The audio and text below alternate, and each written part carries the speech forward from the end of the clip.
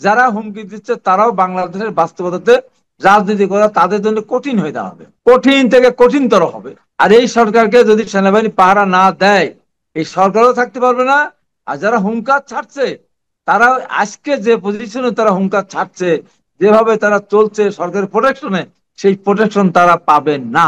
কারণ যারা স্বাধীনতাকে স্বীকার করে না, যারা এখনো জাতীয় স্মৃতিসৌধে যায় না, তারা আজকে আমাদেরকে টার্গেট করবে, এটাই তো স্বাভাবিক। আমন্ত্রণ জানাচ্ছি প্রিয় দর্শক, মানচিত্রের নিয়মিত আয়োজন কথোপকথনের। এনসিপি হুঙ্কার দিয়ে বলতে চাইছে যে কোনো অবস্থাতেই ফেব্রুয়ারিতে নির্বাচন নয়। একই সঙ্গে আমরা জানি যে জামাতের সাথে তাদের সুরের অনেকটাই মিল, একই সঙ্গে তারা কথা বলছে নির্বাচন তারা হতে দিবে না, এমন একটা ইঙ্গিত আমরা পাচ্ছি।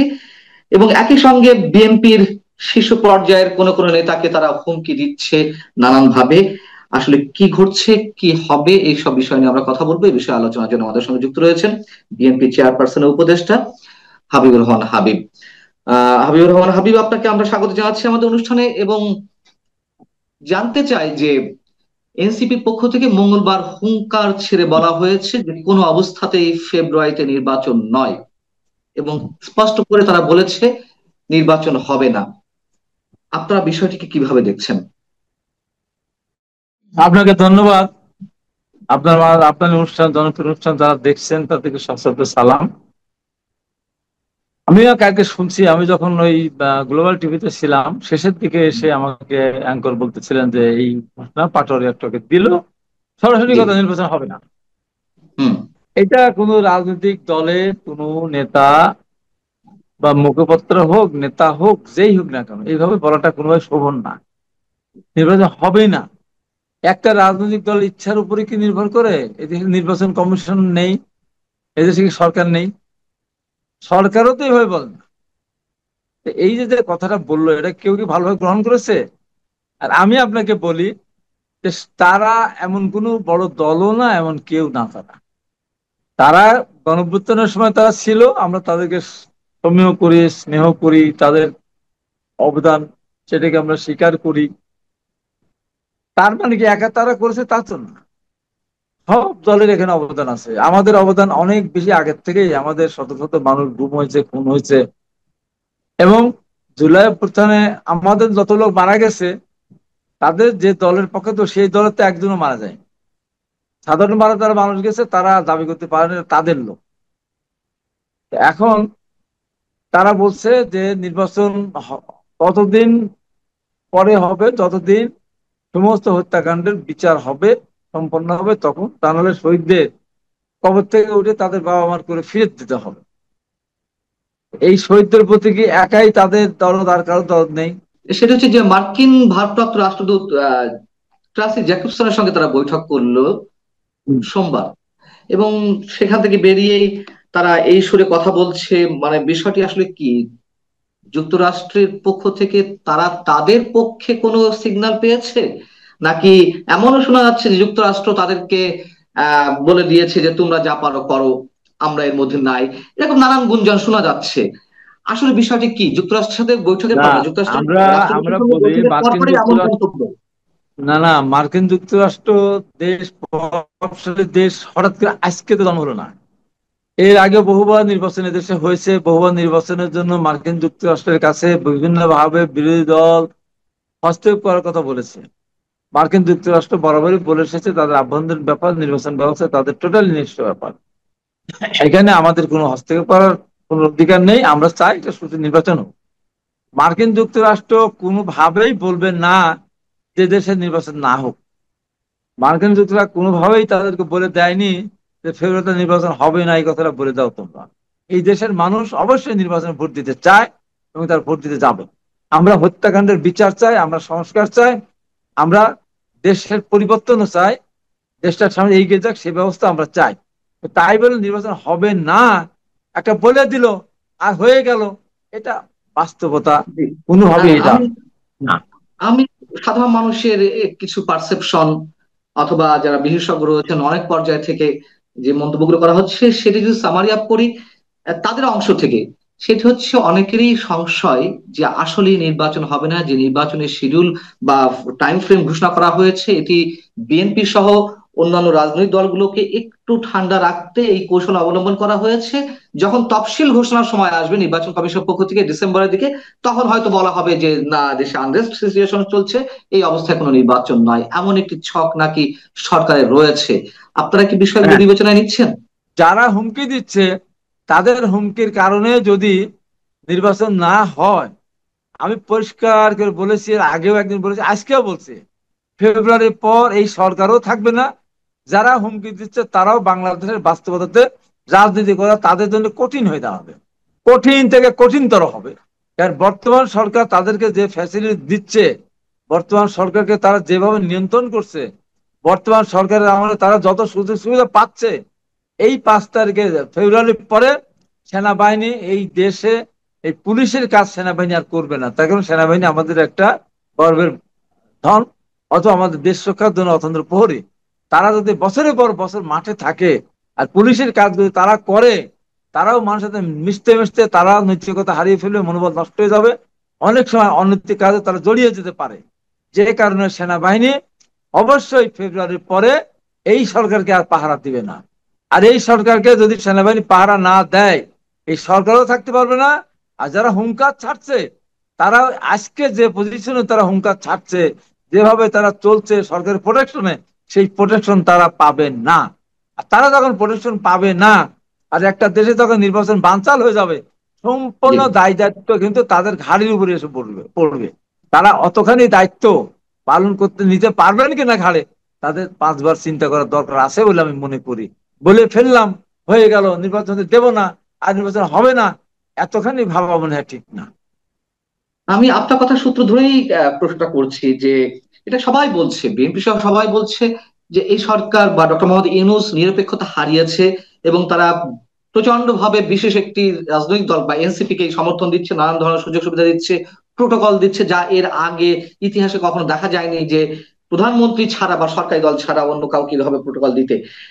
তো সেই জায়গা থেকে যদি একটা নির্বাচন হয়ও, সেটি সুষ্ঠু হবে কিভাবে? আপনারা কেন এটি আশা করছেন? না, নিরপেক্ষ আমি হবে আশা কিভাবে? করি এই কারণে, আমি আশা করছি সুষ্ঠু নির্বাচন এই কারণে হবে, এখন যারা ক্ষমতায় আছে তারা তো উপদেষ্টা থেকে নির্বাচন করতে পারবে না, উপদেষ্টাকে পদত্যাগ করে আসতে হবে তো। আর তো হুম। এখানে আওয়ামী লীগের মধ্যে ঘরে ঘরে এমপি নেই তো, 300 আসনে এমপি আছে, তারা সংসদে পদত্যাগ করবে না, এমপি থেকে নির্বাচন করবে, মন্ত্রী থেকে নির্বাচন, মন্ত্রিত্ব থাকা অবস্থা নির্বাচন করবে, সেই সুযোগ তো নেই। অতএব জনগণের কাছে তো তাদের সেই গ্রহণযোগ্যতা থাকতে হবে তো, তাদের থাকলো না, মেসেজটা, আর তারা রাখলো না, সমস্যা জনগণ কি? তাদেরকে, জনগণ তাদেরকে কেন বিশ্বাস করবে যে তারা দেশটা সুষ্ঠুভাবে পরিচালনা করতে পারবে? একটা আন্দোলন সবাই মিলে করেছিলাম, তারা ছিল সামনের দিকে, তারা ছিল, এবং তারা বৈষম্য বিরোধী আন্দোলনের ব্যানারে তারা আন্দোলন করেছিল, সারা দেশ জাতি তাদেরকে সমর্থন দিয়েছিল। তার না, মানে ঠিক এই আছে, আমি না। বলছি এই প্রশাসন ডক্টর মোহাম্মদ ইউনূসের অধীনের এই প্রশাসন যদি ডিসফেভার করে বিএনপি প্রার্থীদেরকে অথবা অন্যান্য দলের প্রার্থীদেরকে, শুধুমাত্র এনসিপি প্রার্থীদেরকে ফেভার করে ইলেকশন ইঞ্জিনিয়ারিং এর মাধ্যমে অন্য কিছু ঘটানোর সম্ভাবনা আছে কিনা?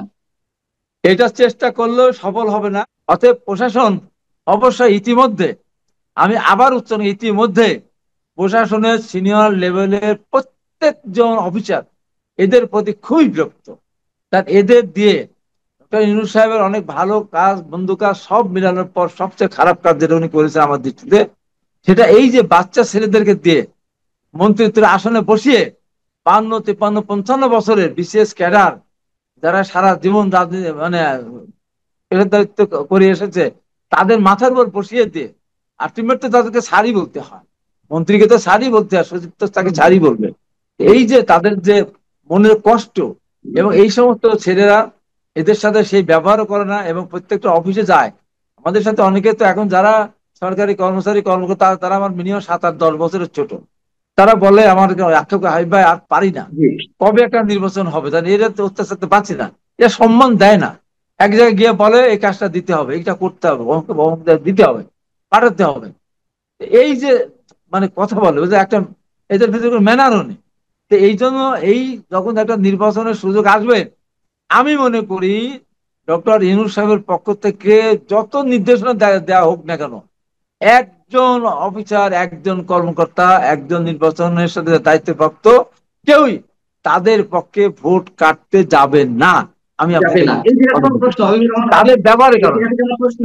তাহলে তাহলে যদি তাই মানে বিষয়টা যদি তেমনই হয়, তাহলে কেন আমরা একজন নির্দলীয় ব্যক্তি, সর্বজন গ্রহণযোগ্য ব্যক্তিকে আমরা অন্তর্বর্তী সরকার বা তত্ত্বাবধায়ক সরকার বা অস্থায়ী সরকারের প্রধান হিসেবে দেখতে চাই?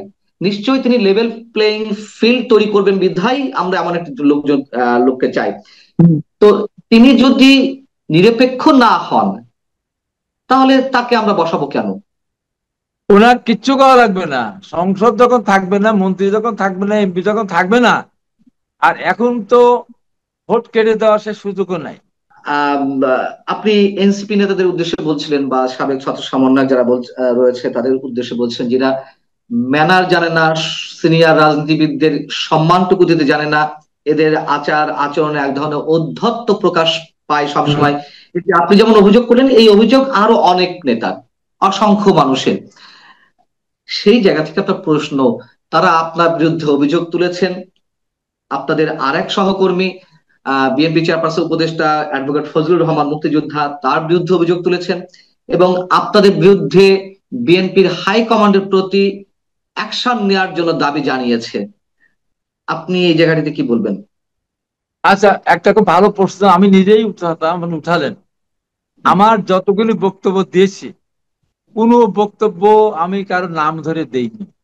সাজিদ আলম, আমি যখন বলেছি যে আমরা এত কষ্ট করলাম, নির্যাতিত হলাম, আজকে নৌকা ধানের শীষ 2 1 তারা স্লোগান দেয়, তাদের হাতের কাছে যা পাবেন তাই তার দিব্যাটা কেড়ে কালো কুত্তা দিয়ে খাওয়াই দেবেন। আমি কি নাম হুম, বলেছি কারো? কোন দলের নাম বলেছি? কারোর নাম বলেছি? সাজিদ আলম এই যে পোস্টার দিলে তো অন্যায় করেছে আমার প্রতি, আমি তো তার নাম বলি নাই। সে তো বলতেও যাচ্ছে না, যে বলবে তার কথা আমি বলেছি। মুক্তিযুদ্ধের ইস্যুতে যখন আপনারা কথা বলছেন, আপনি কথা বলছেন, অ্যাডভোকেট ফজলুর রহমান সাহেবরা কথা বলছেন, এবং যারাই মুক্তিযুদ্ধের ইস্যুতে কথা বলছেন তারাই টার্গেটের শিকার হচ্ছেন বা আপনাদের বিরুদ্ধে বীতশ্রদ্ধ হয়ে তারা নানান ধরনের হুমকি দিচ্ছেন। এটি আসলে কেন? আমি এই প্রশ্নের উত্তরটা একটু ছোট করে চাই।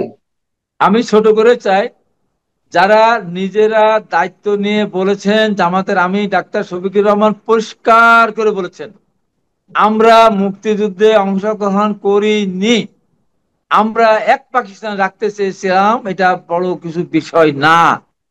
আমি একজন মুক্তিযুদ্ধে অংশগ্রহণকারী একজন ব্যক্তি, ফজলুর রহমান একজন মুক্তিযুদ্ধ আপনার একটা থানা কমান্ডার ছিলেন, এবং আরো যারা মুক্তিযুদ্ধের আছে, তারা এইটা আমরা মানতে পারি না।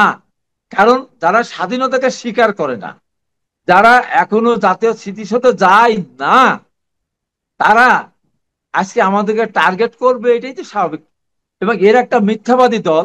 দেখেন, আমার বিরুদ্ধে গত পরশু দিনের আগের দিন আমাকে কি দেখালো, মিরপুর থেকে আমাকে গ্রেপ্তার দেখাচ্ছে, 7 বস্তা টাকা, আরো কোটি কোটি টাকা সিন্ধুকের মধ্যে, এবং সোনা দানা ভর্তি দেখালো। ভিডিও আমরা জানি। না না, হুম, দেখালো, শোনেন না, কত বড় জি, মিথ্যা কথা এরা বলে। দেখেন, এইটা তারা দেখালো, কে? জামাত এটা করেছে। এবং জামাতের প্রত্যেকটা পোস্ট দেয় এমনকি ডিরেকশন সাইদির জন্য আমি এত কথা বলেছি, তার ছেলে পর্যন্ত এটা শেয়ার করেছে। এই যে এটা, ওইটা মিথ্যাবাদী, এর আর কিছু লাগে? এরা জি। কথায় কথা মিথ্যা কথা বলে। এই মিথ্যাবাদীরা, তারা স্বাধীনতার পক্ষে, তারা এখনো বাংলাদেশ স্বাধীনতা স্বীকার করে না। স্বাধীনতার কথা বললেই তাদের গায়ে আগুন ধরে যায়। তারা এক কিন্তু পাকিস্তানের এনসিপি পক্ষে নেতারাও ছিল। এনসিপি তারা, নেতারাও তো আপনাদেরকে আক্রমণ করছে, এনসিপি নেতারাও আপনাদেরকে এনসিপি নেতারা আক্রমণ ওই যে করছে। এনসিপি নেতা বুঝে না বুঝে করতেছে, ওদের পক্ষে ওদের বিরুদ্ধে বলি নাই তো। ওরা ধরেন তখন, যখন যখন ধরেন আরো সোহাগ হত্যাকাণ্ড সংঘটিত হলো, নৃশংস হত্যাকাণ্ড, সোহাগ কে যুবদল, হত্যা করলো কে যুবদল, ওদের ভিতরে সম্পর্ক কি? ওদের ভাঙড়ি ব্যবসায়ী দল তো। জি, এখানে তারেক রহমান কি আসলো, বিএনপির কি আসলো বলেন তো? ওই রাতের জি। বেলায় আপনার ইসলাম বিশ্ব থেকে বিভিন্ন বিষয় স্লোগান হলো কি, হাসিনা গেছে যে পথে, তারিখ যাবে সে পথে। বলেন কি বললো? চাঁদা ওঠে পল্টনে চলে যায় লন্ডনে। বললো কি, জি, টিনের চালে কাওয়া, তারেক রহমান হাওয়া না কি যেন একটা বাজে স্লোগান দিল। বলেন আপনি, এটা বলতে পারে? এটা বলতে পারে বলেন আপনি? তারেক রহমান তো তার পরবর্তী ওই দিন তার বলার সুযোগ নেই। পরের দিন ওই পরিষ্কার করে বহিষ্কার করতে বললেন ওদেরকে, ওদের বিরুদ্ধে মামলা করতে বললেন। পরবর্তী সময় আমাদের কোনো আইনজীবী যেন ওদের জন্য কোর্টে না দাঁড়ায়, ওদের পক্ষে, সে নির্দেশনা দিয়ে দিলেন। তাহলে এই যে স্লোগানগুলি দিলেন, দিল তারা, দেওয়ার পরে আমাদের অনেকগুলো বিলবোর্ড ভেঙেছে, অনেক অফিসে আগুন দেওয়ার চেষ্টা করেছে, এমনকি পরদিন পার্টি অফিসে বোম পর্যন্ত তারা মেরেছে, বলেন তো আপনি। তারপর গাজীপুরে একটা হত্যাকাণ্ড সংঘটিত হলো, সার্জির সাথে সাথে পোস্ট দিল, জি। কি বললো, যে বিএনপি করেছে। এখন হুম পরবর্তীতে হুম। প্রশাসন বলছে যে এটা ছিনতাইকারীরা এই কাজটা করেছে। তাহলে এই যে জি অন্যায় তারা করলো একটার পর একটা, এই জন্য 10 কোটি টাকার মানহানি করেছে। আমার এটা যদি সে প্রত্যাহার না করে, আমি তার নামে মামলা করবো। তাহলে আমি তো তার নাম বলি নাই, আর আমি জি। জামাতের হাত পা অনেক ভেঙে দেওয়ার কথা বলি নাই। আমি ধানের শীষের বাইরে কাউকে ভোট দিলে তাকে মারা হবে তাও আমি বলি নাই। হুম, হুম। আমি বলি না যে দাঁড়িপাল্লার লোককে ভোট দেওয়া যাবে না, আমি বিএনপির জি। দেশের মানুষকে আমরা বলিনি। শেষ করব। আমি আমার কর্মীদেরকে বলেছি, কোন নেতা যদি তোমাদেরকে ধানের শীষের বাইরে নৌকা নাই দাঁড়িপাল্লা দিতে বলে, জি জি। সে আসতো বাড়িতে আসতে পারবে কিনা নেতা কর্মীদের কাছে, আমি এটা আমার কর্মীদেরকে আমি বলেছি। অনেক ধন্যবাদ আমি তো সাধারণ হাবিবুর লোককে রহমান ভাই, বলিনি। আমি বুঝতে পারছি। তাহলে এখানে জি। সার্জিদ আলমের পোস্টটা কেন দিল, কেন দিল এই পোস্টটা? আমরা বুঝতে পারছি, অনেক ধন্যবাদ। আমরা শেষ করবো। হাবিবুর রহমান হাবিব, আপনাকে অনেক অসংখ্য ধন্যবাদ আমাদের সঙ্গে যুক্ত থাকার জন্য, সময় দেওয়ার জন্য। দর্শক, আপনারাও ভালো থাকবেন। আল্লাহ হাফেজ।